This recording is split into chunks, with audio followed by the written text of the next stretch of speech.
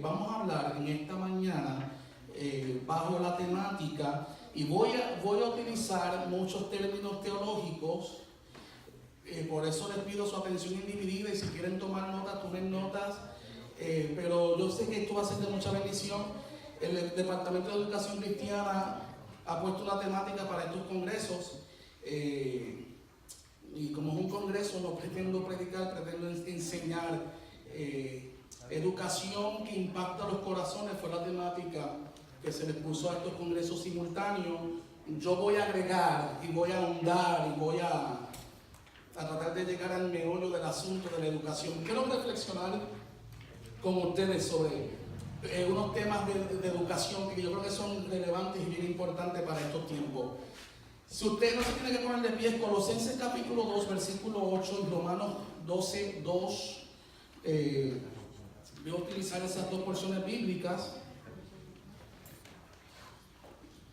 Colosenses capítulo 2, versículo 8. Saludos y respetos a todos los pastores presentes.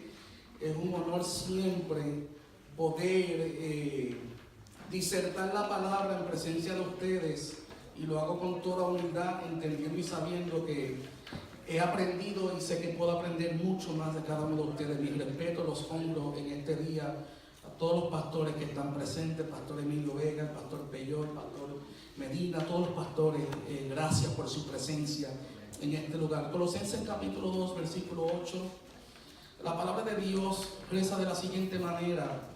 Mira lo que el apóstol, inspirado por el Espíritu Santo, nos dice: mirad que nadie os engañe por medio de filosofías y huecas sutilezas, según las tradiciones de los hombres, conforme a los rudimentos del mundo y no según Cristo.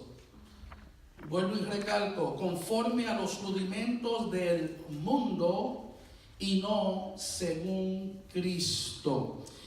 Romanos 12:2, versículo, una porción bíblica muy conocida. Yo quiero utilizar,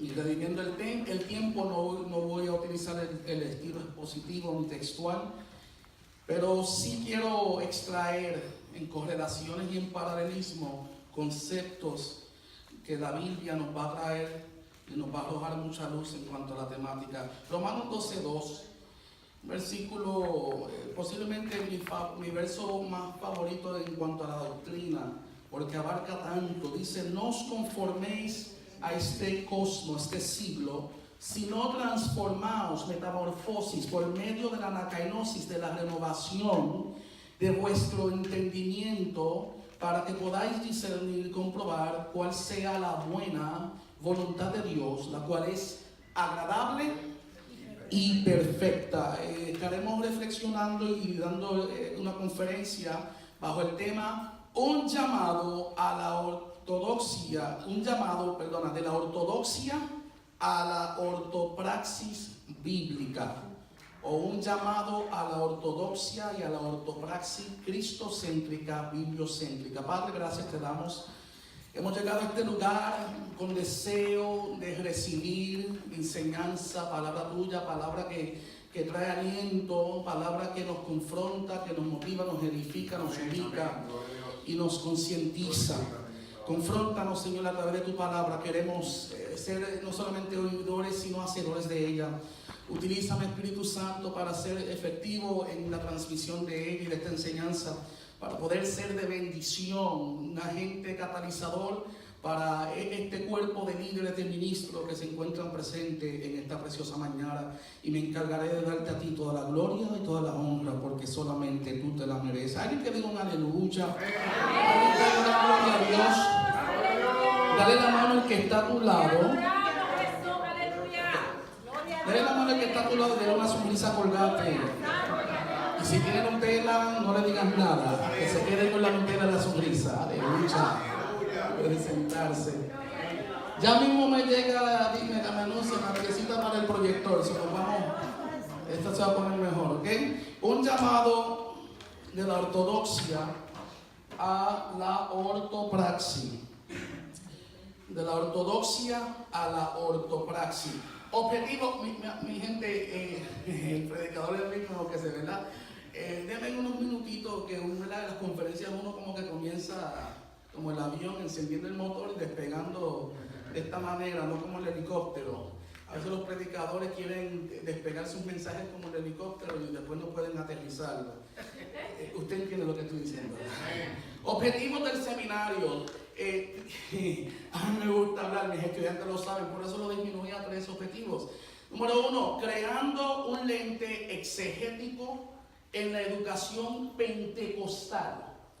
Creando un lente exegético en la educación pentecostal, exégesis versus eisegesis, dirían los seminaristas americanos. Número 2, un llamado al discernimiento al cuerpo de Cristo, un llamado al discernimiento, entre paréntesis, hermenéutica plus doctrina, equivalente a ortodoxia, y le agregaría equivalente a ortopraxis. Vuelvo y repito, hermenéutica, y mi gente, escriban, si usted no se sabe estos términos, usted escríbalo y usted búsquelo en Google. Google es muy bueno. Hermenéutica más doctrina, equivalente a ortodoxia y a ortopraxis. Y número 3, motivar a los educadores a establecer una identidad pentecostal para una generación de relevo. Vuelvo y repito, motivar a los educadores a establecer una identidad pentecostés para una generación de relevo. Identidad es la clave. Definiendo término, sencillamente, ortodoxia, del griego ortos, una palabra compuesta que significa correcto, y doxa, que significa opinión. Opinión, creencia correcta. Ortodoxia. Somos cristianos ortodoxos en cierto aspecto, poniendo el término en esa connotación de nuestra práctica bíblica. Somos cristianos ortodoxos, creemos en la palabra de Dios, es inerrante, es infalible. Creemos que la palabra de Dios es la máxima autoridad. Creemos que la palabra de Dios es viva y eficaz. No es solamente información, sino transformativa. Creemos en la palabra de Dios. Somos ortodoxos. De otra manera, si no tuviésemos ese credo, fuésemos cristianos o cristinos liberales. ¿Están entendiendo? Por lo tanto, practicamos, algunos dirían la sana doctrina, otros dirían la doctrina ortodoxa. Intercambiar esos términos. Ortopraxis, eso es fácil de entender sin tener que ahondar mucho. Praxis suena como práctica, ¿verdad? Ortopraxis, nuevamente del griego ortos, que significa correcto, y praxis, acción. Praxis, de donde sacamos la palabra práctica. Por eso de la ortodoxia, de la creencia correcta a la ortopraxis, es un llamado a poner en práctica y por obra nuestra fe, nuestro credo y nuestra comisión. Escuché lo que dije, nuestra comisión, porque últimamente, o en las últimas décadas, hay una filosofía y hay una melcochería que se ha mezclado del mundo a la iglesia, y la gente anda buscando sus llamados, o andan buscando su identidad, andan buscando qué es lo que Dios tiene para mí, cuál va a ser mi título, andan buscando jerarquía. Todos nosotros, bíblicamente hablando, tenemos un llamado. No solamente es un llamado, es un privilegio. Para muchos no lo es, pero es un privilegio. Y además de ser un privilegio, es un mandato. Se llama la Gran Comisión. En algunos lugares, en la iglesia de Pentecostal no, pero en algunos lugares se ha convertido en la Gran Omisión. La Gran Comisión es un mandato. Es interesante que dentro del pentecostal, yo soy pentecostal, ¿sabe? Pero si usted me va a escuchar tal vez señalando ciertas cosas, ciertas falacias, no se sienta mal, pero voy por la palabra. En la Biblia, los evangelios sinópticos, se encuentra el mandato, el llamado, el privilegio de la Gran Comisión en 2 porciones. En Marcos 16:15 y Mateo 28:19, si no me confundo. Nosotros siempre tendemos a usar el de Marcos, ir por todo el mundo y predicar este evangelio a toda criatura. El que fuese bautizado será salvo, más el que no fuese bautizado y no creyese será condenado, ¿verdad? Pero me gusta como Mateo, el evangelista Mateo, lo desglosa de la siguiente manera: ir por todo el mundo, o ir por las naciones, hacer discípulos en las naciones, hacer discípulos. Hacer discípulos es educar. Hacer discípulos es enseñar, es impartir, es transmitir el mensaje de la palabra de Dios. Por lo tanto, la gran comisión no se limita a jerarquías o a títulos. Recuerden, vivimos en una sociedad bien humanista, una sociedad donde todo el mundo quiere tener un título para ser validado, para sentir una sensación de aprobación. Sin embargo, la Biblia nos da a todos nosotros un mandato, un llamado y un privilegio. ¿Sabe por qué un privilegio? Porque no hay un privilegio más grande sobre la faz de la tierra, sobre la faz de este cosmos, que ser colaborador con Dios de su plan eterno aquí en la tierra. Entonces, de la ortodoxia a la ortopraxis. Si usted quiere saber cuál es su llamado, yo trabajé con los embajadores de Cristo 17 años. Y llegué a un punto, ¿verdad? Que uno crece en gracia y uno crece en edad también, ¿verdad? Y llegué a un punto donde le decía a los jóvenes, dejen de estar buscando tantos títulos o que les profeticen, porque hay muchos profetas de agua dulce que profetizan palabras genéricas y Dios te va a llevar a las naciones y avanzando, mi siervo, avanzando. Mira, no busques, vete en la palabra, get your face out of Facebook and put it in his book, y vas a entender que el Dios de la palabra se te va a revelar, el Espíritu Santo te va a iluminar y por ende te va a ubicar y vas a entender que tu llamado es ser un partícipe del plan eterno de Dios aquí en la tierra. Cuando lleguemos al cielo, cuando estemos ante la presencia de Dios, nada de lo periferal, nada de las adquisiciones materiales, ninguno, hasta los logros, esas cosas son efímeras. Pero sí se nos va a cuestionar, se nos va a preguntar, se nos va a llamar a cuenta qué hicimos con nuestro tiempo aquí en la tierra. Por eso el salmista en el Salmo 90, versículo 12, él exclamó: oh, enséñame, Señor, a contar de tal modo nuestros días para que nuestro corazón adquiera sabiduría. El tiempo es lo más precioso que tenemos y no lo debemos de menospreciar. El tercer slide, cosmovisión en la educación secular versus cosmovisión en la educación cristiana. Cosmovisión, ¿qué es cosmovisión? Cosmovisión es la manera de ver e interpretar al mundo. Todo educador tiene una cosmovisión, sea secular o sea un educador cristiano o de X y religión. Todo educador tiene una cosmovisión y tenemos que hacer una dicotomía entre lo que es educación cristiana y educación secular, porque no es lo mismo. Hay una gran diferencia y a veces pensamos o caemos en esta trampa ideológica en pensar que la educación secular es neutral y es sana. Y la educación secular, aun por más que te digan que la escuela pública, escúchame bien, trabajando con jóvenes toda mi vida y jóvenes dentro de la iglesia, y esto lo digo, esto es empírico, esto es basado en mi experiencia empírica, en mi experiencia laboral y personal, trabajando con jóvenes en la iglesia, criados en el evangelio. Muchas veces estamos toda una larga jornada ministerial tratando de sacarlo de esa telaraña de este mundo y de la educación secular para llevarlos a una educación cristiana.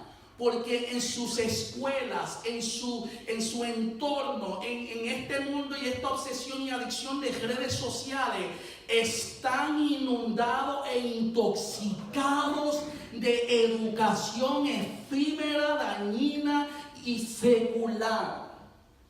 Cosmovisión, la manera de interpretar el mundo, conformada por un conjunto, escucha bien, de presuposiciones adquiridas por el que las enseña, de la cultura y época en que las vives. Todo eso va conformando la forma que las personas, especialmente los niños de la edad de 4 años a la edad de 9 años, van asimilando y van obteniendo su lente, su cosmovisión.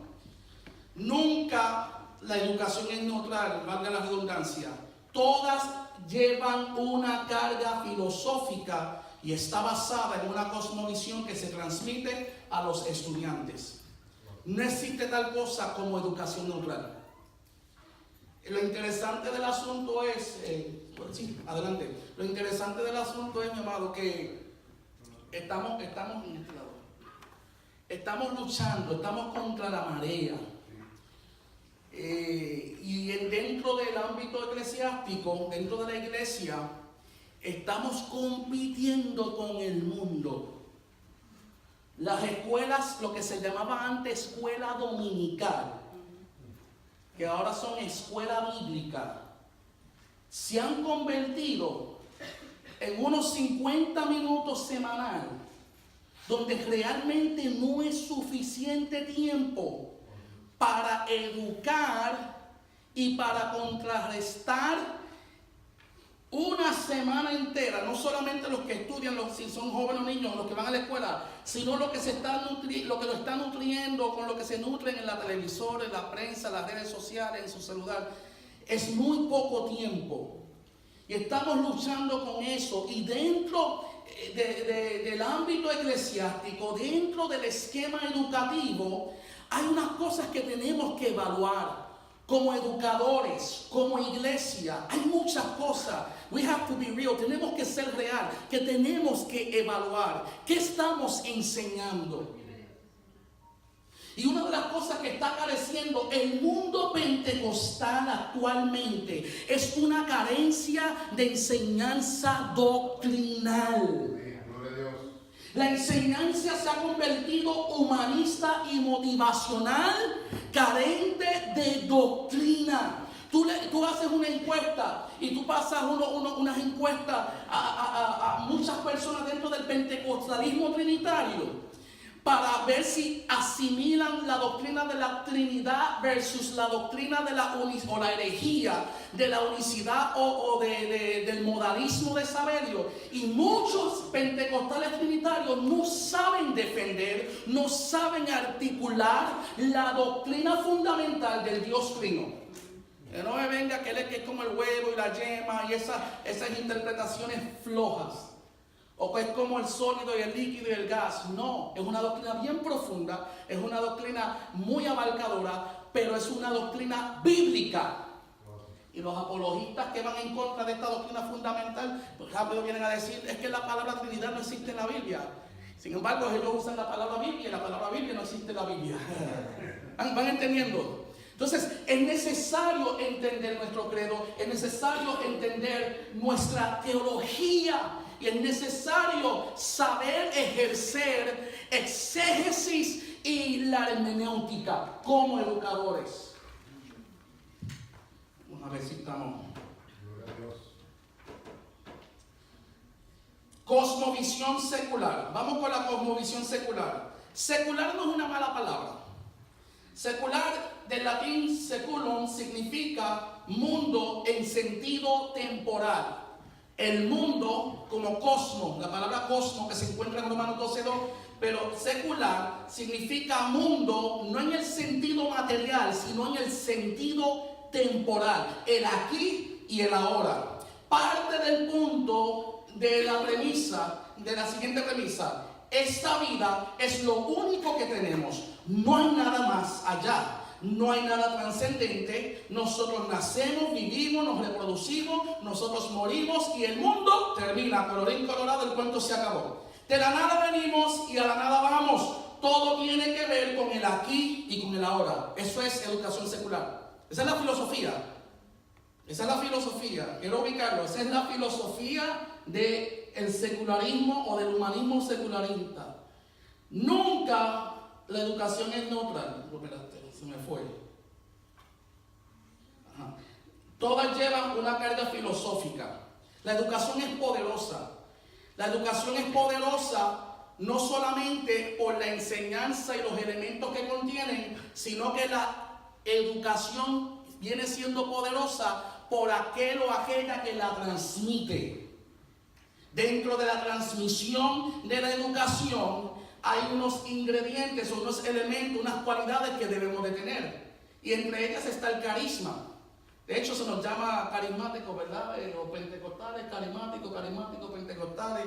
Y para el mundo teológico, algunos, pues la palabra carismático es como una palabra de los carismáticos sensacionalistas, esos locos que, ¿verdad?, aleluya mucho, cantan mucho, pero no les gusta estudiar palabra de Dios. Pero eso no pasa aquí, eso no es aquí en el...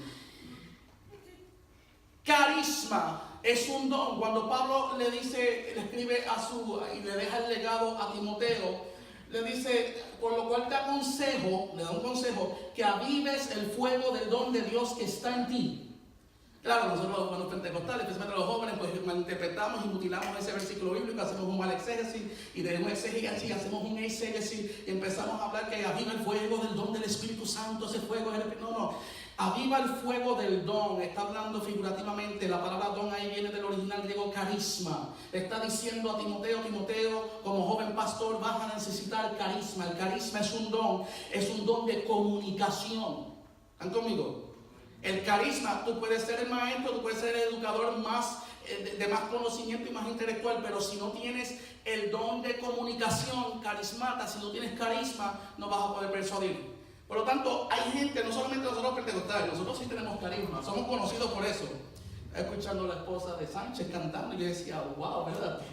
La próxima vez que vayamos a Cuba hay que llevarla ahí. Tremendo, ¿sabes?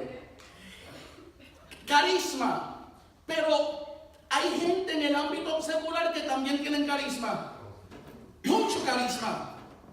Y un educador, muchas gracias, y un educador, los muchachos, los estudiantes, los alumnos, a veces se enamoran o quedan anonadados, patidifusos, estupefactos, perplejos, un shock sorprendido, al ver la elocuencia y el carisma de un educador.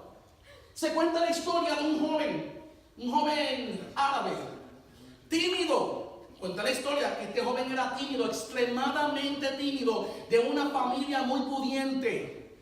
Lo envían a otro país árabe a estudiar.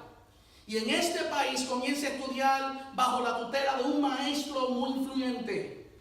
Y este joven tímido de esta familia pudiente comienza a abrazar y comienza a adoptar no solamente las enseñanzas de este profesor, de este maestro, sino que comienza a abrazar la ideología, comienza a abrazar su cosmovisión, comienza a abrazar su religión, comienza a abrazar su jerga, hasta el punto que se convierte en una figura muy conocida, o fue muy conocida a nivel mundial. Estoy hablando de Osama Bin Laden. La educación es poderosa. Un maestro, un educador puede transformar la vida de un adepto, de un adherente, o de forma positiva, la palabra de Dios, o de forma negativa. La educación, la cosmovisión secular. Seguimos. La educación, cosmovisión cristiana. ¿Cuál es la diferencia? Hay muchas diferencias, pero una de ellas es que la educación cristiana erradica paradigmas. La palabra de Dios es inerrante, infalible. La palabra de Dios ha trascendido la época y los tiempos y las pruebas de fuego más candentes de la historia. El segundo libro más vendido de la historia, que no le llega ni a un, creo que ni a un 0.5%, es el Don Quijote de la Mancha. Ay. ¿Ha trascendido o no la palabra de Dios? El libro más detestado y a la misma vez el libro más leído.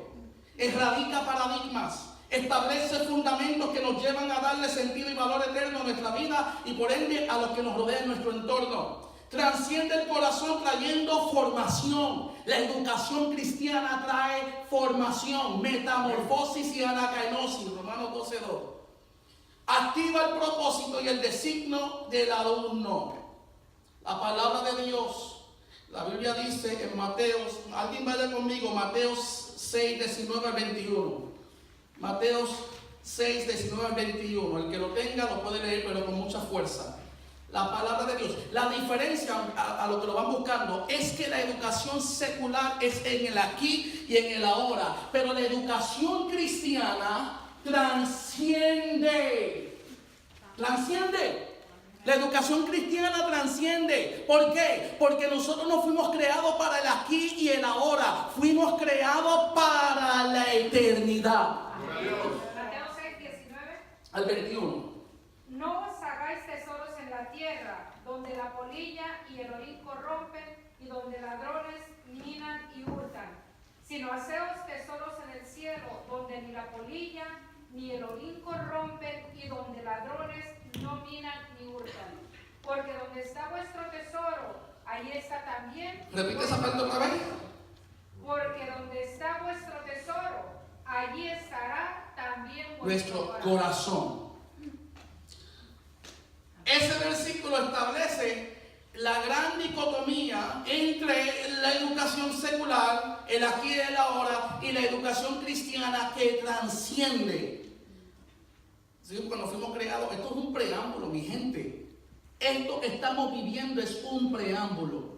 Fuimos creados a imagen y semejanza de Dios. Hubo un acuerdo entre la Trinidad desde el principio, o desde el Bereshit, desde un principio. Y en ese principio la Trinidad tomó un acuerdo, hubo un acta, un decreto desde la eternidad. Hagamos al hombre a nuestra imagen y semejanza. Fuimos creados para conocer, para disfrutar, contemplar cada día la gloria de Dios. Dicho sea de paso, en la eternidad eso es lo que vamos a estar haciendo. Sí, no se cree que vamos a estar en un coro con los ángeles sentados en las nubes comiendo galletitas Oreo y tomando leche. Sí, nosotros en la eternidad vamos a estar disfrutando y cada día conquistando las glorias, y estoy hablando, lo digo en el plural, las glorias de Dios. Porque la gloria de Dios o las glorias de Dios son infinitas. No sé si aquí alguien alguna vez ha viajado a Japón, a la China, a las cataratas de Niágara. Yo he viajado al Cañón de Colorado. Lugares maravillosos, lugares hermosos, donde uno contempla la gloria de Dios en la creación. Y uno queda, ¿verdad? Tomando fotos, tomándose, hoy en día, ¿verdad? Tomándose, tengan cuidado, tomándose selfie en esos lugares, se le caiga el iPhone y ahí se van a lamentar. Y uno se queda, no, nosotros vamos a estar en una eternidad, eso va a ser un dolor, nosotros vamos a estar perplejos, nosotros vamos a estar anodados, vamos a estar cada día conociendo más y más y más y más, va a ser algo deleitoso, va a ser algo. La iglesia en el siglo XXI, mientras más cerca estamos de la venida de Cristo, gran segmento, estoy generalizando, gran segmento de la iglesia ha perdido la nostalgia. Ay, ay, ay. Antes cantaban en el himnario de gloria, había uno que decía, no puede el mundo ser mi hogar, no puede el mundo ser mi hogar, en gloria tengo mi... ¿Te acuerdan? Y había uno de Más allá del sol, pero me sale un gallo si lo canto. Se cantaba, se adoraba y nos elevábamos a esa nostalgia de que, aunque estoy aquí, pero no soy de, Pablo dice, nuestra ciudadanía está en los cielos. Y esa nostalgia se ha perdido. Se ha perdido, ¿por qué? Porque hemos mezclado mucho mundo con iglesia. Ok, están viendo, tremendo. Ok, avanzando. Alguien aquí, es posible que lo sepa, pero si lo sabe no, ¿verdad? Porque me va a quitar tiempo. Pero ¿alguien aquí alguna vez ha estudiado o conoce el origen de las escuelas dominicales? Levante la mano si alguien conoce el origen de las escuelas dominicales. ¿Alguien conoce? Nadie. Bueno, los estudiantes míos ya el miércoles más o menos. El origen, escuche bien, no me quiero quedar en esto porque aquí no puedo. Nadie conoce el origen de las escuelas dominicales. Esto es importante. Voy rápidamente. Esto es interesante. Robert Rakes. I don't know if I said it right. Robert Rakes, en español. Rakesation. Robert Rakes. Nunca se va a olvidar el nombre. Robert Rakes. Origen de las escuelas dominicales. Después de la reforma protestante en Inglaterra, este filántropo y editor del periódico de Gloucester en Inglaterra, él comienza las escuelas bíblicas o dominicales julio del 1780, conmovido por la necesidad de educar a los niños pobres durante la época de la revolución industrial. Se lo explico en mis propias palabras. Este hombre era evangélico, era un hombre de la clase media alta. La mayoría de la población era de la clase baja. Y durante los que saben un poco de humanidades, como yo sé un poquito nada más, durante la revolución industrial, los niños, la gran mayoría de los niños no eran educados, eran obligados a trabajar, algunos desde los 5 años de edad, algunos trabajaban de 10 a 15 años, trabajaban 12 horas al día, 6 días a la semana. El único día que esos niños tenían libre, esos adolescentes tenían libre, eran los domingos. Y en una ocasión, este hombre, que no era pastor, no era ministro, no era obispo, o si fuera de hoy en día, no era arcángel, apóstol, profeta, querubín, no era nada de eso. Este hombre Era un hombre de carrera, era un hombre de oficio. Se sintió conmovido visitando a un amigo en una ocasión. Estaba a las afueras de donde él residía y estaba editando ¿verdad? Un artículo para el periódico para el cual él trabajaba y no podía concentrarse porque los niños en la parte de afuera estaban gritando, estaban jugando, estaban maldiciendo, diciendo palabras soeces, curse words. Era un caos y él no podía concentrarse y le pregunta a una señora que estaba en la vecindad, le dice, ¿qué es lo que está pasando? Y ella dice, esto todos los domingos es así, este es el único tiempo que ellos tienen para pues, hacer las cosas suyas. ¿Qué tú vas a esperar de esos niños? No tienen educación, no saben leer, no saben nada de literatura, no tienen cosmovisión, lo único que hacen es trabajar como esclavos. ¿Están conmigo hasta ahora? Este hombre conmovido viendo la necesidad que había, él dijo, buena idea, y eso yo sé que fue de parte de Dios, vamos a establecer un sistema de escuela los domingos. Y comenzó a reunirlos en ese lugar. Y comenzó a crecer el grupo. Y los reunían a las 10 de la mañana, de 10 de la mañana a 1 de la tarde. Luego había un receso, les daban un almuerzo. Luego iban a un servicio de adoración para salir a las 3 de la tarde, para luego estar hasta las 5 o 6 de la tarde. Pero lo interesante del asunto es lo siguiente. La escuela dominical no inició como una educación bíblica ni motivacional. Era educación pura. Enseñaban a esos niños a leer y a escribir. Y utilizaban el libro de texto, ya usted sabe. Era la Biblia. Y los católicos de la Contrarreforma no les gustó eso, especialmente los religiosos de la clase media y de la clase alta. ¿Por qué? Porque ahora los de la clase baja aprenden a leer, aprenden a escribir, se están educando y crean una desigualdad. Comenzaron a crecer las escuelas dominicales por Europa y por ende en Estados Unidos. Bill Moody comienza a adoptar este sistema a tal punto que se congregaban tantas personas que tenían que comprar barras abandonadas para adentrar la gente los domingos. Les daban educación práctica. Comenzó así. Era educación, era una escuela, era su única escuela porque no había, dicho sea de paso, este hombre, Robert Rakes, comenzó este sistema y fue el primero que comenzó a darle, escucha bien, esto estaba estudiándolo unos meses atrás, él comenzó a darle oportunidad a las mujeres. En aquel entonces las mujeres no podían hacer nada en la iglesia. Las maestras eran las mujeres. Y eso comenzó a producir algo, no solamente en el mundo cristiano, sino en el mundo como tal. Dicho sea de paso, la historia cuenta en el siglo XIX que este implemento fue el impacto más grande en la sociedad europea, las escuelas dominicales. Y siglo XXI, el culto menos asistido es la escuela bíblica. Bueno, no sé si de oración o la escuela está en competencia, ¿verdad que sí? Dice el concierto para Cristina y Claro, ahí todo el mundo está pagando $75, pueden hacer 3 horas esperando la fila para entrar al concierto, pero llegan a la iglesia, no pueden estar 3 minutos en el altar orando ante la presencia de Dios, pero eso es un mensaje para otro día, para otra ocasión. Hay una crisis, hay una crisis grande, hay una crisis bien grande, porque a veces no estamos invirtiendo bien nuestros recursos. No sé si estoy hablando con un corazón pastoral o una mente muy más allá. Pero no invertimos bien nuestros recursos. Can I be real? No sé, después de verdad, la vigilia predicamos más liviano. Vamos a be real. El mundo de la misionología, viajes misioneros. He tenido el privilegio de viajar más de 39 veces fuera del país. A veces van grupos misioneros a los países, a los diferentes lugares. Reparten tratados. Y esto, no estoy hablando aquí, esto es el grupo de gente que yo conozco allá. Aquí en el DC o no, nadie. Reparten tratados que nunca han leído. Se los reparten a una persona y la persona dice, no sé leer, explícamelo. ¿Verdad? Tú sabes.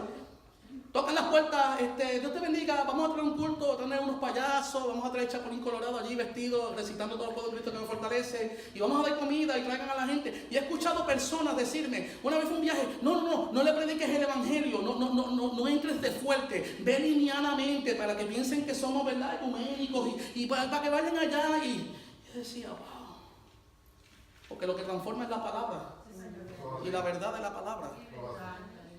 Entonces hacemos muchas cosas, escucha bien. Yo he escuchado de grupos que hacen viajes misioneros. Van a países que no conocen ni el lenguaje. Juntan $2,000, $3,000 para ir a un país por una semana a construir un baño, una iglesia y a cantar canciones de Hillsong en la calle y grabarse en vivo para que la gente de acá vea, uy, están allá haciendo, pero no tiene impacto lo que hacen. No me miren mal. Voy con, ¿verdad? con la solución o con el consejo.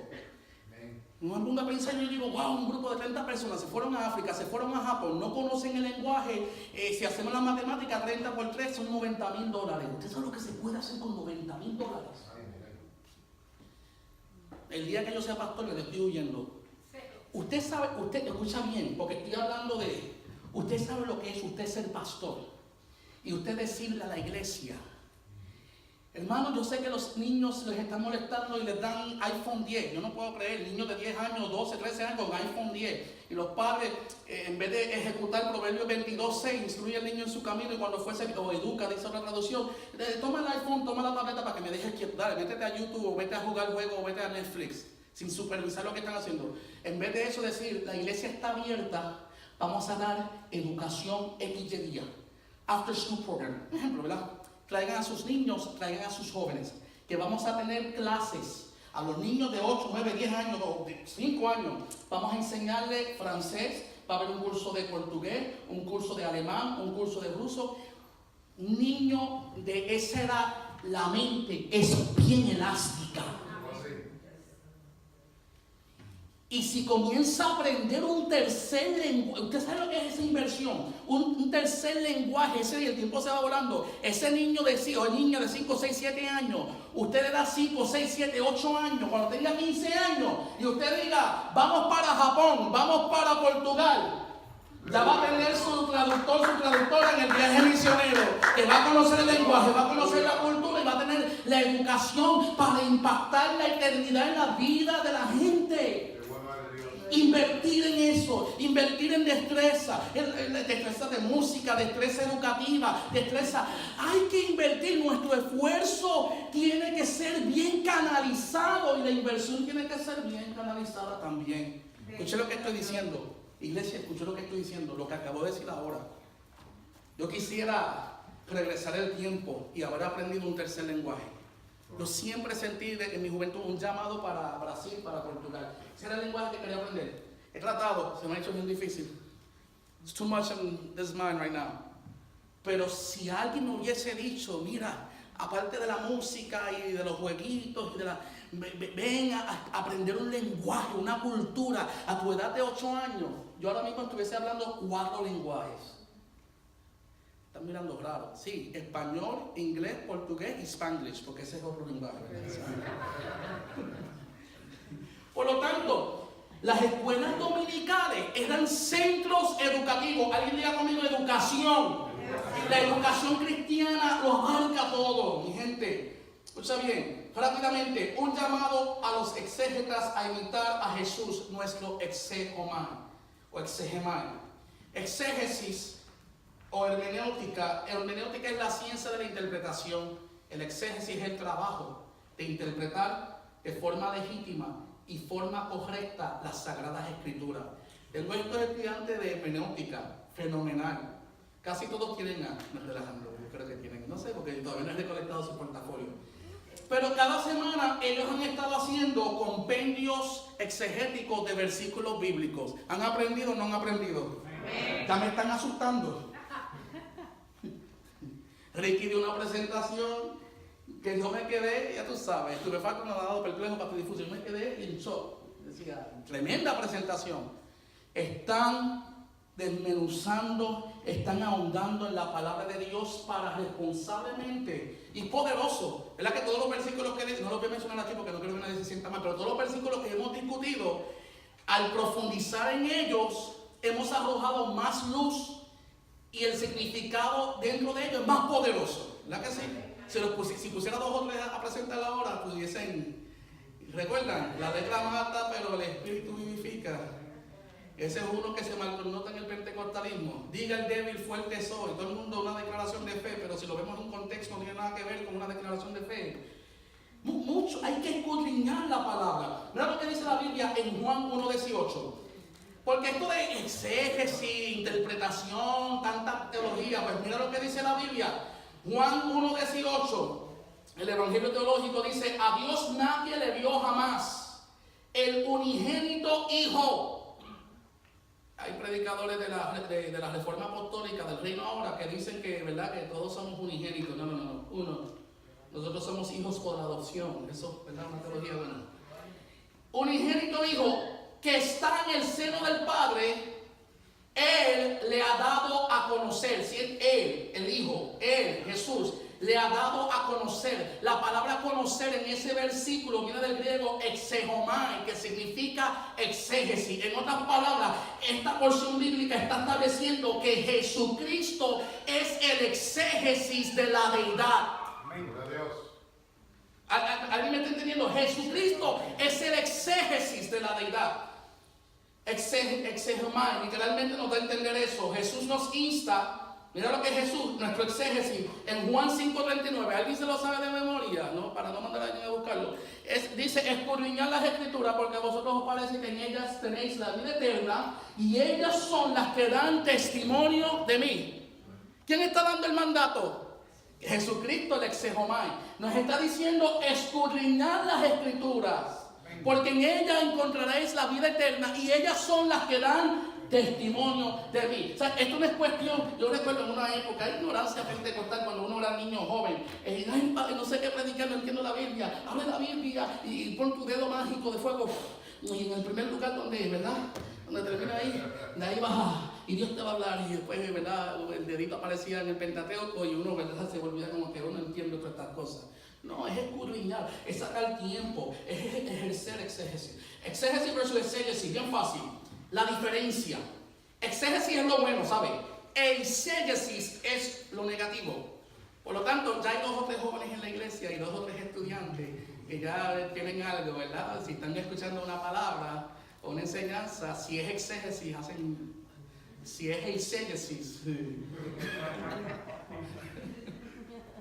Exégesis significa sacar hacia afuera, sacar hacia afuera. Exégesis, en su contrario, significa insertar hacia adentro. Exégesis, cuando la persona interpreta y lee información dentro del texto que no se encuentra ahí. Como un cantautor, que Dios lo bendiga, o en paz descanse, porque no sé si está vivo o no, el que escribió el famoso coro: Marta le dijo a Jesús: mi hermano se me murió, Marta, quita la piedra. Jesús nunca le dijo a Marta que quitara la piedra. Lo que pasa es que hay un puntito ahí. Y parece que la persona se le olvidó el puntito y siguió leyendo, porque dice: Marta, punto, quitar la piedra, dijo Jesús. O sea, le dijo a la, ¿verdad? Es insertar un significado que fluye de un interés personal. Testigo de Jehová, los mormones, casi dije morones, perdón, que malinterpretan, mutilan las Escrituras. Dicho sea de paso, quiero explicarme. La literatura bíblica no toda es igual. Hay lenguaje figurativo, hay literatura apocalíptica, hay literatura poética, hay historia, hay literatura, hay hipérbole, hay mucha literatura, hay metáforas, hay símiles. Todo esto es importante entenderlo para entender las Escrituras, para ser efectivo en la enseñanza. Exégesis, el proceso por el cual nosotros sacamos lo que dice un texto bíblico literalmente. Se hace un análisis de palabras y después se estudian en su conjunto. O sea, eso se llama contextualizar. Regla de la hermenéutica, hay muchas, pero la más básica: respetar el contexto, porque si sacamos el texto de su contexto para formular un pretexto, es con exégesis. Cuando hacemos la exégesis de un texto bíblico, es que queremos saber lo que dice literalmente el texto. La exégesis es el primer paso necesario para hacer una interpretación bíblica legítima y coherente. Ok, rápidamente. Un llamado al discernimiento bíblico y educativo. Esta la va a estar dando Tony Gerena. Y va a ser muy interesante con videos y todo lo que vamos a tocar. Pero mirad con lo que estamos luchando. Escuchen, educadores, no caigan en esta telaraña de confusión o de mezcla, porque se está viendo esto mucho en el ámbito eclesiástico. Cuando digo ámbito eclesiástico, estoy hablando de la iglesia, en el mundo de la iglesia. Un llamado al discernimiento bíblico. ¿Qué pasa? Hay filosofías. El versículo que leímos, Colosenses 2:8, nos habla de no entrar en estas filosofías huecas que van en contra de lo que Cristo ha establecido. Entonces, vemos mucho pragmatismo. ¿Alguien diga conmigo pragmatismo? Vemos humanismo. Diga conmigo humanismo. Alguien diga relativismo. Y alguien diga materialismo. Yo tengo una interpretación personal o un lente en cuanto a lo que es doctrina de demonio. Cuando Pablo habla de doctrina de demonio. Y una observación y un análisis de un tiempo, y tratando de escribir un libro antes de terminar mi presidencia en AGEC, estaba haciendo un capítulo sobre la doctrina de demonio. Porque la gente piensa que el enemigo ataca de una manera, no sé, ustedes recuerdan los tiempos donde las pantomimas estaban bien famosas. No sé si en Puerto Rico, pero acá en Estados Unidos todas las pantomimas eran de canciones sensacionalistas de diablos y demonios, y siempre había una pelea entre el diablo y los demonios. Y sabe que entre las tinieblas y la luz no hay dualismo, o sea, no hay competencia, no hay, el diablo y los demonios están derrotados, punto, y se acabó, ¿sabes? Durante este tiempo la gente, ay Dios mío, ay, que si el enemigo, pero el enemigo dice la Biblia que se viste como ángel de luz y ataca de una manera bien sutil. Eso la gente me dice, cuando fui a Haití el año pasado, uy, tú vas para Haití, cuidado, que allí hay mujeres brujas que vuelan en escoba. No la vi, ¿verdad? Y yo le decía a una persona que me dijo, salte del avión, bájate, no vayas. Yo le decía, pero aquí en Orlando estamos peor. Con un lugar que se llama el mágico mundo de Disney, que está lleno de brujería y hechicería y satanismo. Estoy hablando, no estoy diciendo sensacionalista, estoy diciendo la verdad.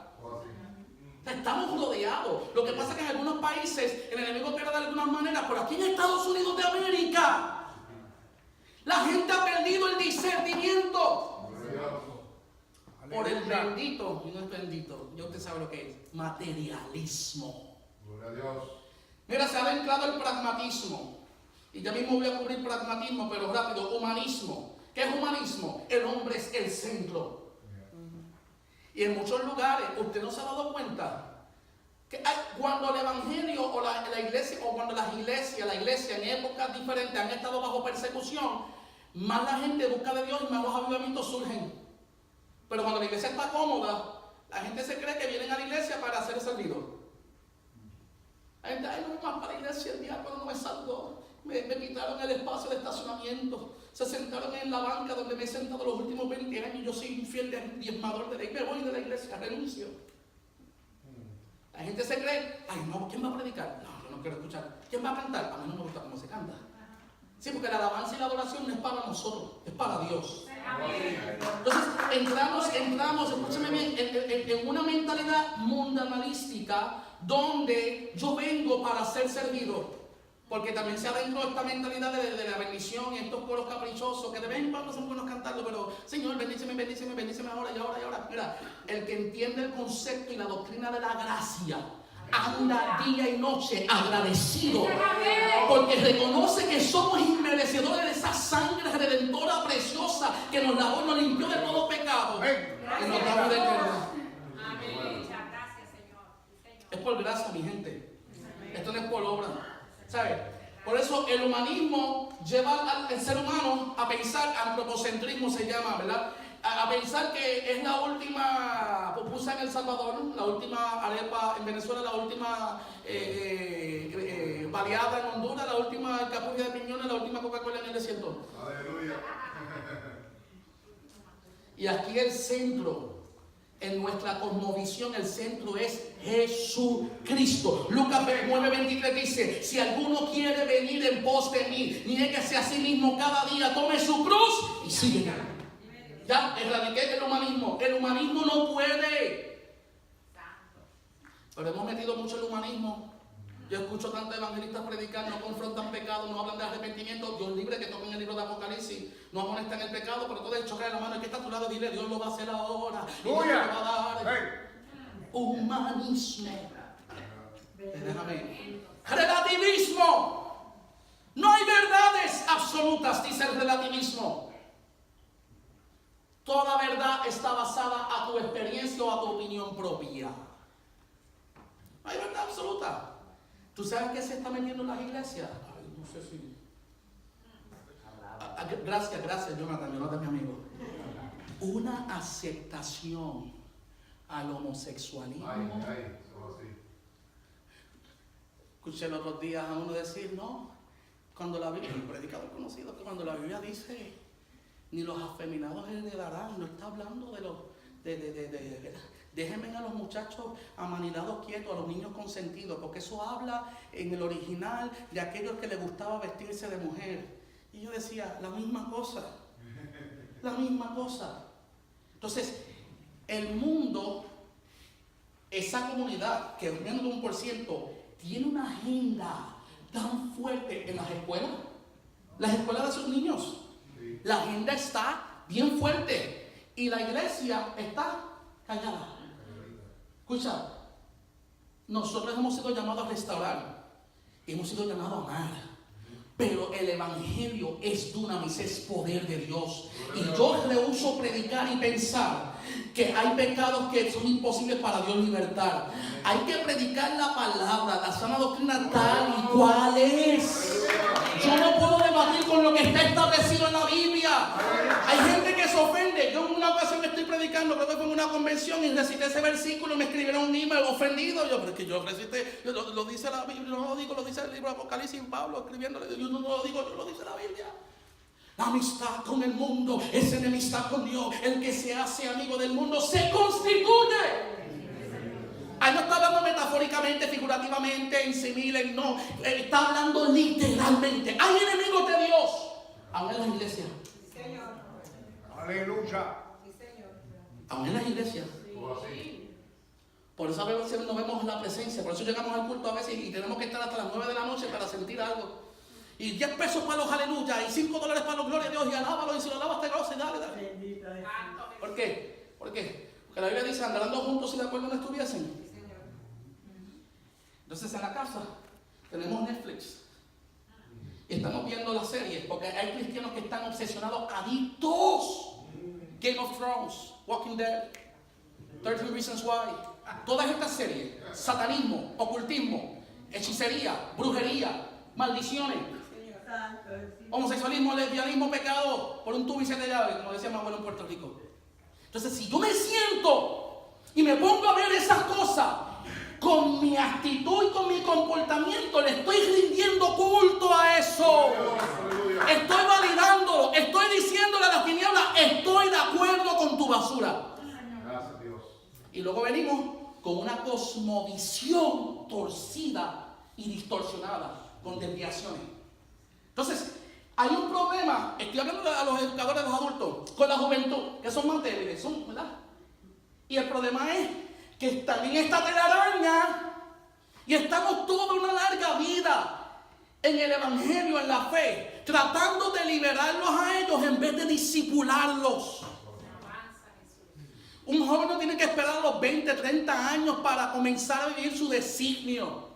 Puede comenzar a vivirlo a los 13 años, a los 10 años. Yo fui bautizado en el Espíritu Santo a los 12 años. No sé si alguien me gana. Yo conozco personas que fueron bautizadas a los 7 años de edad. Yo creo en eso todavía. Amén. El relativismo dice, no hay verdades absolutas. Pero la Biblia dice en Juan 14:6, dice Jesús, yo soy el camino, la verdad y la vida. Nadie viene al Padre si no es por mí. Perdóname los budistas, perdóname los de Mahoma, perdóname los sincretistas, perdóname los ecumenistas, pero es a través de Jesucristo. Y el materialismo, usted lo sabe. Acabamos ahorita la directora leyó el versículo. Ok. Escucha bien, rápido, peligro y engaño de la mentalidad pragmatista. Escucha bien, yo quiero tocar esto, tal vez muchos saben de lo que se trata, pero por si acaso, escucha bien, esta filosofía postula que el único criterio válido para juzgar la verdad de toda doctrina científica, moral o religiosa se ha de fundar en sus efectos prácticos. Vamos a simplificarlo. Para el pragmatista o el pragmatismo, la experiencia, escucha bien, la experiencia tiene la voz o juicio final para aceptar o rechazar una idea o concepto religioso. Hay un ejemplo en Jeremías 44:17, usted lo puede buscar. Bueno, aquí está. Vamos a leerlo, versión lenguaje actual. Mira lo que dice en Jeremías. Al contrario, mira la actitud del pueblo. Al contrario, vamos a seguir haciendo lo que nos da la gana. Tal como lo hicieron nuestros antepasados, nuestros reyes y nuestros funcionarios, seguiremos adorando a nuestra diosa, la reina del cielo, y le ofreceremos incienso y vino. en realidad, cuando lo hacíamos, teníamos mucha prosperidad, mucha comida y no nos faltaba nada ni nos pasaba nada malo. Si funciona, quiere decir que lo abrazo y lo acepto. Bueno, ejemplo, pragmatismo contemporáneo en la evangelización. Escuchen bien. En este primer aspecto de la evangelización, preocupa, o lo más que preocupa, como el éxito o fracaso de una campaña evangelística se mide ante todo por las cifras, el número de decisiones y de contactos, etc. Prediqué una campaña en tal lugar, se convirtieron 90 personas, gloria a Dios por eso. Prediqué en una campaña y se convirtió una persona. Mi pregunta es, a los evangelistas, ese es mi campo, decimos y declaramos y nos queremos hacer ver, ¿verdad? ¿Quién los está discipulando?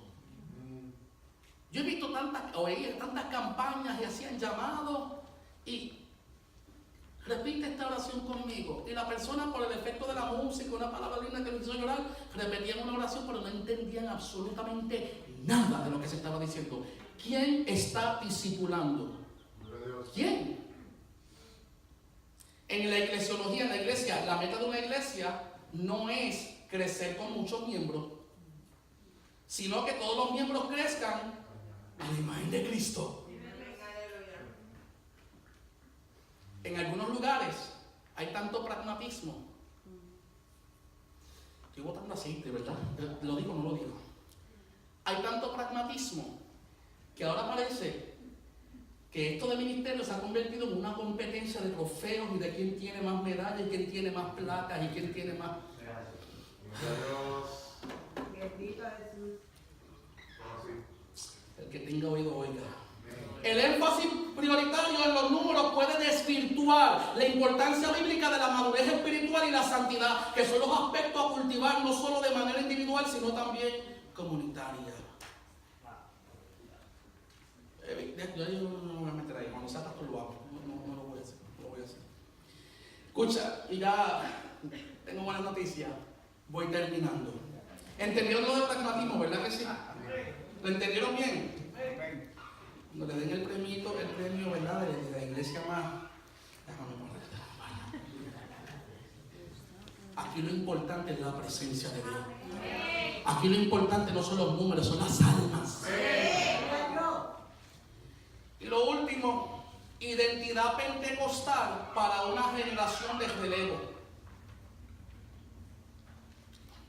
Muchas gracias, ¿no? Yo voy a tener para mis próximas 5 prédicas. Identidad pentecostal. Mediten eso. Identidad pentecostal para una generación de relevo. Pastores, ustedes no nos están dejando una herencia. Más que una herencia, lo que ustedes nos están dejando se llama legado. Están transmitiendo con enseñanza y con su ejemplo y con su vivencia un legado. Gloria a Dios. ¿Sabes qué me ha preocupado? De hecho, yo me considero un pentecostal clásico. Y yo voy a explicar lo que es un pentecostal clásico. Lo voy a explicar. Porque hay tantos tipos de... Están los neopentecostales, están los pentecostales unitarios, están los pentecostales de la famosa sana doctrina. O de la senda antigua, perdóname, de la senda antigua, cuando el versículo habla de sendas, no senda. Pero ese versículo, Jeremías 6:16, habla de el buen camino. Eso no es la senda, sendas hay muchas, pero hay un buen camino. Y se llama Jesucristo, el camino, la verdad y la vida. Hay tantos grupos. Pero yo voy a identificar.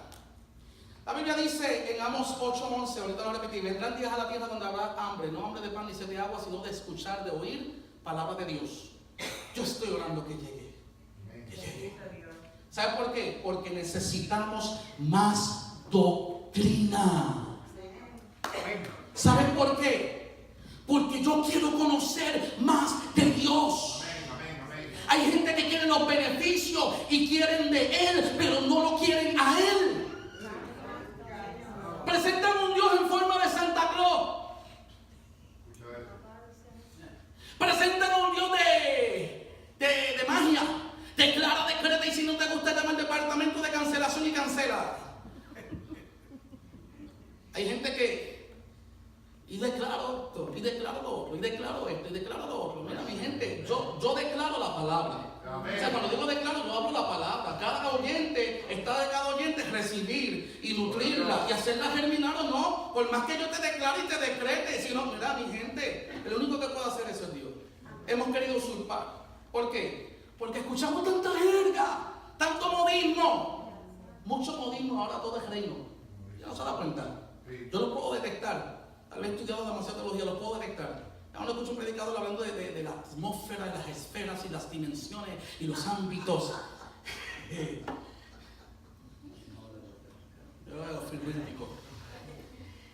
Mira lo que sucede, escuche bien. Identidad pentecostal para una generación de relevo.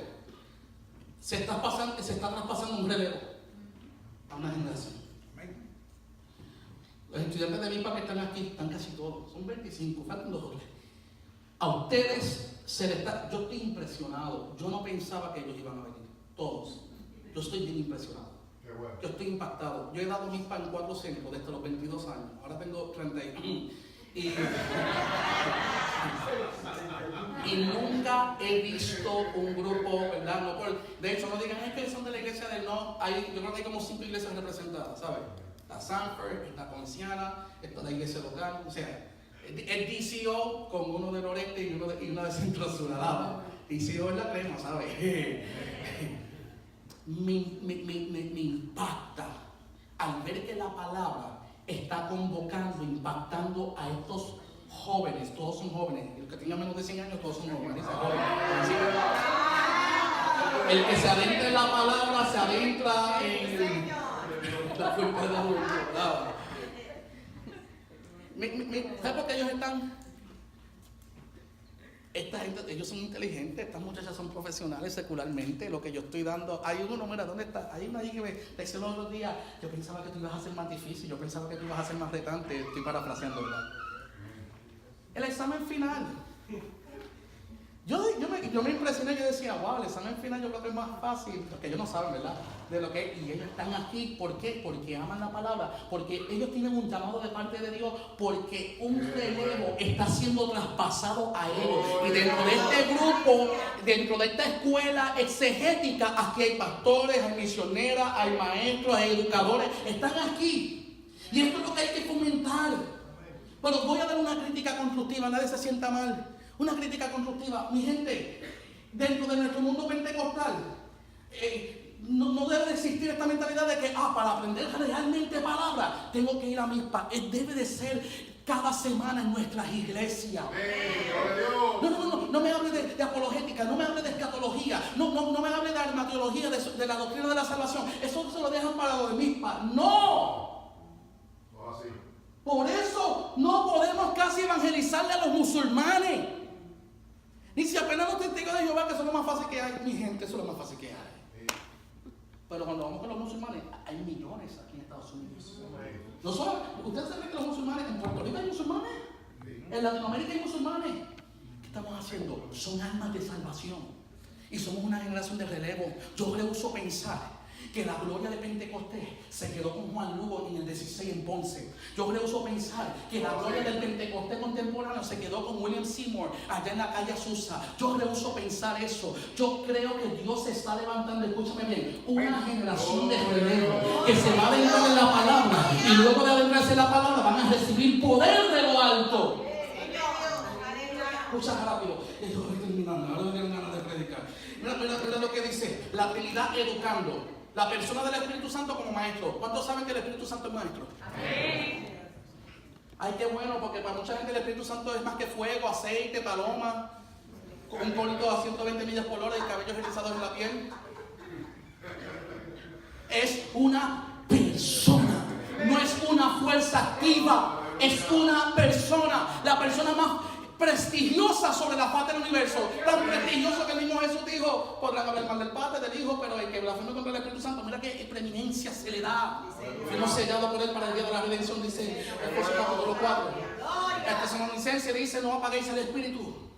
Pero mira lo que dijo Jesús, escucha bien, Juan capítulo 14, 26, más el Consolador, el Espíritu Santo, el Neuma, el Ruach de Jehová, a quien el Padre enviará en mi nombre, Él os os enseñará, que dice, todas. Mira, hay que volver. Algo que distinguió mis estudiantes que no llevan tanto tiempo en el pentecostalismo, algo que distinguió los grandes avivamientos de Pentecostés era esa comunión íntima con el Espíritu Santo, porque el Espíritu Santo es maestro. Aleluya. En los tiempos de antes, mira, hay un coro que dice, en parte estoy de acuerdo, en parte no. Tampoco lo quiero mal connotar, pero hay un coro que dice, en el año 16 llegaron los pentecostales. Dice en una parte, no tenían muchos libros, pero tenían poder de Dios. Mira, mi gente, tenían muchos libros. La definición de Biblia se llama compendio de libros. Tenían muchos libros. Y en aquel entonces, había gente sencilla que el Espíritu Santo los iluminaba con una retentiva de la palabra. Y sobre todo, nadie podía cuestionarle su integridad. Bueno. Enseñará todas las cosas y os recordará todo lo que yo os he dicho. ¿Por qué? Porque el Espíritu Santo es el autor de ¿qué? De la Biblia. El Espíritu Santo es el autor de la Biblia. Ok. Educación en casa, comenzando con el altar familiar y tiempo de calidad. ¿Sabe qué otra cosa ha aprendido la iglesia pentecostal? El altar familiar. Eso lo voy a dejar para la vigilia. No, pero el altar familiar, yo espero estar equivocado. Yo espero que todos después del encuentro me digan, no, tú estás equivocado. Aquí todos tenemos altar familiar. El altar familiar en Estados Unidos de América no existe casi, no existe. Escucha esto, dice, y familiar y tiempo de calidad. Proverbios 22:6, el lenguaje actual. Educa a tu hijo desde niño y cuando llegue a viejo seguirá sus enseñanzas. Voy a predicar ahora. Eso es una promesa. Y cuando Dios promete, Dios cumple. Es hombre para que mienta, hijo de hombre para que se arrepienta. Eso es una promesa. El predicador, pero ¿por qué no se está cumpliendo mi vida? Porque para que la promesa se cumpla, hay que ejecutarla a la luz de la palabra y a cabalidad. Instruye o educa a tu hijo desde niño. Los pastores de jóvenes, tomen mis niños. Pastor, haz algo. No. Esa promesa o ese mandato es para los padres y para las madres. Ataque del enemigo en Estados Unidos de América. Más del 78% de los que están en las prisiones nunca tuvieron a papá presente. Y voy con otra estadística. Que la gran mayoría de los que tienen disonancia cognitiva y luchan con la identidad o complejo de inferioridad y luchan con el lesbianismo, con el homosexualismo, la gran mayoría, si te das cuenta, no tuvieron a papá. Y estamos en una sociedad donde la figura de papá se ha pisoteado. Escuchen, las mujeres no me miren mal. Y el movimiento feminista se ha levantado aún dentro de las iglesias. Yo no soy pastor. Día de las madres, no. Día de los padres, un regalo de la tienda de Dollar Tree. Unos pañuelitos. Las medias, claro, las medias. Eso le sacó de la madre única del alma. Son buenas. Día de las madres, vamos para el Lobster, para Olive Gardens. Día de los padres, vamos para McDonald's. No. Eso no es aquí. La figura de papá en la educación es bien importante. Porque papá, el sacerdote del hogar, trae identidad. La jovencita, mira la diferencia. El joven, el varón que tiene a papá, quiere ser como papá. Y la señorita, la doncella que tiene a papá, se da a respetar. Porque papá le enseña a respetarse. Escucha bien. Enfocar el desarrollo desde la temprana edad, escuela de lenguaje, eso lo cubrí. Invertir para la eternidad en el corazón de esta generación. Y la educación empodera. Ay, bendito. Ok, escucha bien. Jesús nos enseña el modelo. Y aquí, este es el mensaje de identidad pentecostal para una generación de relevo. ¿Cuál es el modelo? Escucha bien, educadores. El modelo es educar, doctrina, palabra, manifestación y poder. Escucha bien, no puede ser manifestación y poder para luego. ¿Sabes qué yo he analizado en mi generación? Muchos llenos de manifestación y poder, te hablan lenguas, han sentido los ríos de agua viva, hablando figurativamente, pero no tienen deseo de estudiar y de educarse. En un tiempo que a mí me dicen busca el bautismo, pero no había doctrina. Gracias a Dios, jóvenes adultos en mi grupo de jóvenes, que ahora casi todos son pastores, comenzaron, léete este libro, Mervin, 13 años de edad, léete vamos a estudiar la palabra juntos, vamos a vigilar y estudiamos la Biblia y oramos, porque tiene que haber, escucha, hay un modelo, tenemos que respetar, esto está poderoso lo que voy a decir, hay que respetar la cronología de los sucesos bíblicos. Si no me has escuchado toda esta tarde, escucha lo que voy a decir ahora porque ya terminé y esto es lo más importante. Hay que respetar la cronología de los sucesos bíblicos para entender el concepto de identidad pentecostal para una generación de relevo. ¿Por qué? ¿Quién era Jesús? Tiene muchos títulos, ¿verdad? Para una persona en el sistema judío de ser maestro tenía que llegar a los 30 años. ¿Qué cosa, verdad? A los 30 comenzó su ministerio. ¿Ah? Y esto lo puedo comprobar por la historicidad, y no tengo el tiempo, pero también hay versículos bíblicos que nos pueden ayudar, que los discípulos eran jóvenes, posiblemente de 15 a 20 años de edad. Eran jóvenes. Por eso en 3 porciones bíblicas Jesús se refiere a ellos como hijitos, como niños. Jesús era un joven también. Tenemos que verlo de esa manera. Un pastor de jóvenes escogiendo a otros jóvenes para una gran tarea. La universidad duró, ¿cuánto? 3 años. 12 discípulos jóvenes. Se comenta que Juan era el más joven de ellos, posiblemente de 15 años. Ay, Juan el bueno. Sí, era bien bueno. A él y a su hermano Jesús los llamaba los hijos del trueno. Me gusta, busqué eso en inglés. ¿Sabes qué significa eso? Que eran bien bullizos. Esos eran como los boricuas, ¿verdad? Esos eran bien los telorentos de esas áreas, sí. Sí, eran tan mansos que en una ocasión Jesús fue a Samaria y no los recibieron bien. Y viene Juan con la brillante idea: maestro, quiere que oremos para que Jehová haga descender el fuego del cielo como lo hizo en el tiempo de Elías y los mate a todos. Está en la Biblia, no me lo estoy inventando, ¿sabes? Sí, ese fue Juan, el discípulo amado, el que se recortaba en el pecho.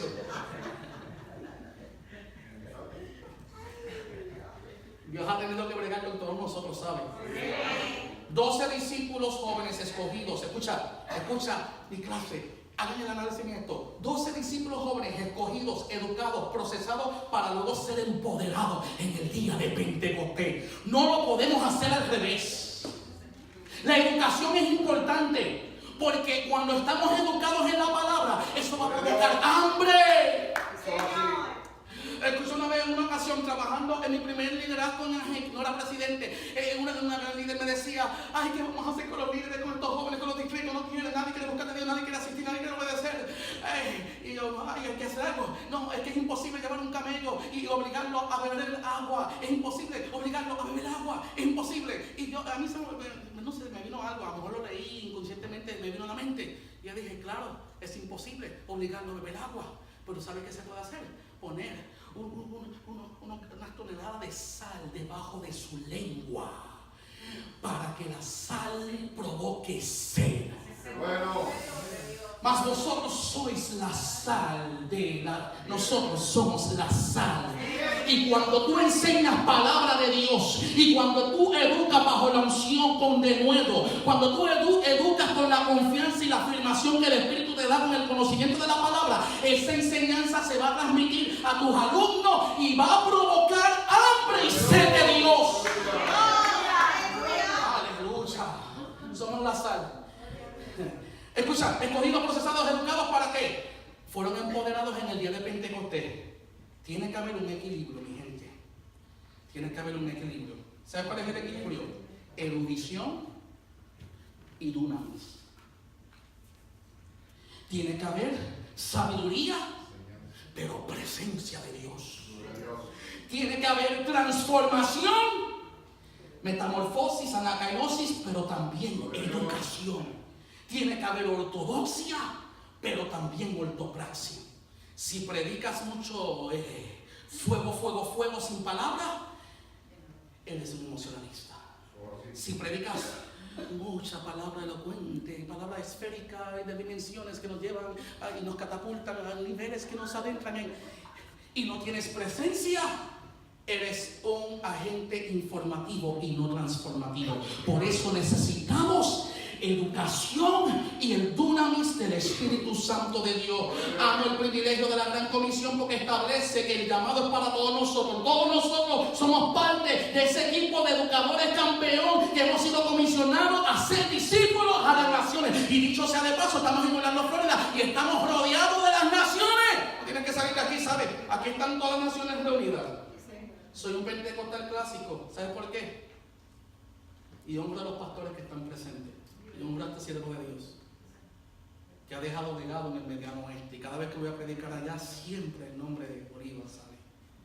Y el nombre de mi pastor, gran pastor, que Dios lo usó para rescatarme cuando casi perdí mi mente, Santo Confesor Ramírez, me dejó un legado. Me enseñó a predicar. Me puso a leer filosofía. Ya no me dio filosofía. ¿Por qué filosofía? Porque lo conocían, saben el amor a la sabiduría que tenía ese hombre. Me dejó un legado, me enseñó. ¿Sabes por qué me enseñó mucho? Aprendí mucho. Porque se invirtió en mí. Sacó tiempo. Me corregía con amor. Me decía, no es así, ven conmigo, yo te voy a enseñar. Soy un pentecostal clásico y no pido perdón por eso. Me gusta hablar en lengua, me gusta el mover del Espíritu, creo en los dones, pero creo en la sola escritura, la palabra. Es nuestra autoridad. Creo en el orden de Dios, pero también creo en el mover y en el fuego. Como decía el himnólogo, si no fuera por ese fueguito, donde estuviera yo. Soy un pentecostal clásico, extraño el himnario de gloria, porque con ese himnario de gloria aprendí lo que es la gracia, aprendí lo que es la sangre, aprendí lo precioso que es la salvación, aprendí teología a través de la doxología. Soy un pentecostal clásico, creo en la Trinidad, creo que la palabra de Dios es la autoridad de Dios, creo en la segunda venida de Cristo y creo en el rapto de la iglesia. Y para aquellos que piensan que vamos a pasar por la gran tribulación, nos veremos en el rapto, ¿sabe? Aleluya. Soy pentecostal clásico porque creo en la llenura del Espíritu y por medio de su gracia, esa llenura nos habilita a vivir una vida que transciende y le da valor eterno a todo lo que hacemos. Como educadores, procuremos darle sentido y valor eterno a todo nuestro entorno. Dios me lo bendiga, Dios me lo bendiga.